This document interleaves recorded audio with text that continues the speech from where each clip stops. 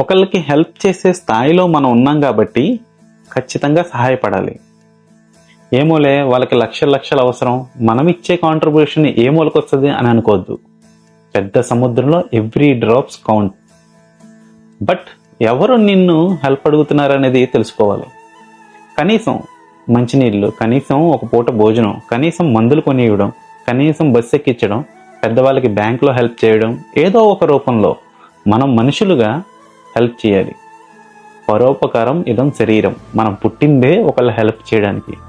ఆ స్థాయిలో మనం ఉన్నాం కాబట్టి anything everything matters.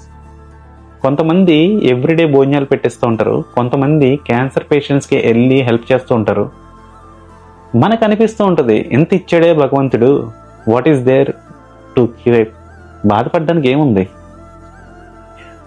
So much to feel happy. Thank you భగవంతుడా, నాకు ఎంత ఇచ్చావు, ఒకరికి హెల్ప్ చేసే స్థాయిని నన్ను తీసుకొచ్చావు అన్న కృతజ్ఞతా భావంతో ఉంటే ఎవ్రీథింగ్ విల్ బీ గుడ్. ఆ జాయ్ ఆఫ్ గివింగ్ అంటారే, ఆ తృప్తి నిన్ని కోట్లు ఇచ్చినా రాదు.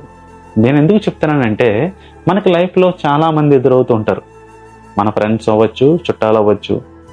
అన్ఫార్చునేట్లీ రీజన్స్ వల్ల చాలా కష్టాలు పాలయ్యారు. బట్ భగవంతుడు మనకి ఎంత ఇచ్చాడు కాబట్టి ఖచ్చితంగా ఎంతో కొంత సహాయపడుతూ బీ కైండ్.